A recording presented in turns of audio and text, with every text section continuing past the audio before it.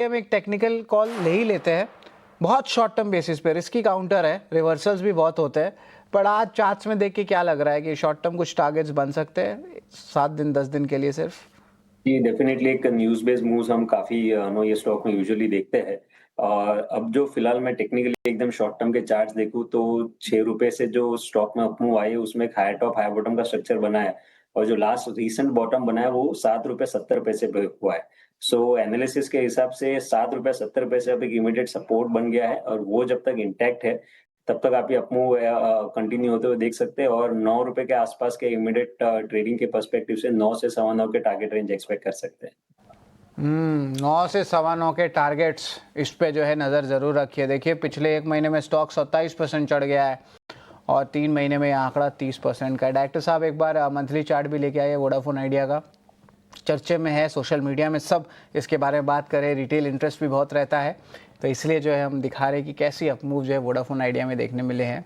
Area dues लगभग 83,000 करोड़ का है, जहाँ पे कंटेस्ट हो रहा है वो 9,000 करोड़ का आंकड़ा का है, तो ये भी जो है बात लोगों को समझ में आए। स्टॉप लॉस लगा के रखिए, बहुत इंपॉर्टेंट है, ₹7.70 का। लेकिन चलिए अभी बाजार पे वापस आते हैं और ताज़ा खरीदारी वाले शेयर्स की तरफ चलते हैं।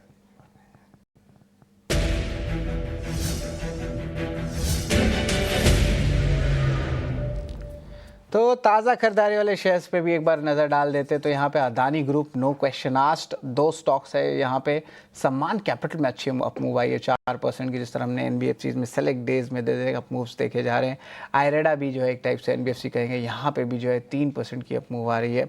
दो खेमे पे डिस्कशन कर लेते हैं। अदानी ग्रुप स्टॉक्स, अब तो बॉटम जो है ऑफकोर्स बनना शुरू हुआ है और अब जो है अप मूव्स और आते रहेंगे। Of course last week Monday को हमने बता भी दिया था कि कुछ पोजीशंस हो रहे थे, वॉल्यूम्स में पिकअप आया था और वो अच्छी स्ट्रेंथ दिखा रही थी। अब अदानी ग्रुप ऑफ स्टॉक्स अलग लेग ऑफ रैली के लिए रेडी हो रहे हैं। ज़रा बताएं, अदानी एंटरप्राइजेज, अदानी ग्रीन, इनमें इन दोनों स्टॉक्स में कौन सा स्टॉक ज़्यादा अच्छा लग रहा है? ये तो सडनली काफी लंबे समय का हमने कंसोलिडेशन या relative under performance Adani group के स्टॉक्स में अनसर्टेनिटी को लेते हुए देखा था और इस अनसर्टेनिटी के निकलने के बाद में हम एक एटलीस्ट एक अच्छे खासे pull back move beaten down stocks में देख सकते हैं। तो I think within the entire group अगर मैं बात करूं तो एक तो अडानी पावर है जिसके चार्ट स्ट्रक्चर पोजिशनली काफी स्ट्रांग है। ये हमें लग रहा है कि एक आउट परफॉर्मेंस के तरीके से अगर विद इन द ग्रुप अगर देखना है तो अडानी पावर में पोटेंशियल अच्छा है कि जहाँ पे एक अच्छा मूव नियर टर्म में देखा जा सकता है। एक राउंडिंग बॉटम का ब्रेकआउट स्टॉक में 680 682 के ऊपर है जहां पे अभी ट्रेड कर रहा है और ये ब्रेकआउट आते ही स्टॉक में आप नेक्स्ट अप मूव पिछले स्विंग एज जो 900 की तरफ था 850 के आसपास था, वो 850 की तरफ ये स्टॉक में जाते हुए देख सकते हैं। तो with in the entire group trading के पर्सपेक्टिव से हमें लग रहा है कि अडानी पावर में एक अच्छा आउट परफॉर्मेंस रहेगा और अगर डिलीवरी बेस्ड खरीदारी करनी है तो अडानी पोर्ट्स पे ध्यान रख सकते हैं जहाँ पे रिसेंटली 1300 के आसपास एक अच्छा सपोर्ट बेस बन चुका है। बट ये मैं थोड़ा सा पोजिशनल बेसिस पे जिनको पोर्टफोलियो में ऐड करना है अगर with in the Adani group stocks तो अडानी पोर्ट्स लेना चाहिए और अडानी पावर अडानी पोर्ट्स ये दोनों ही स्टॉक हमें एंटायर बास्केट में से टेक्निकली काफी अच्छे लग रहे हैं।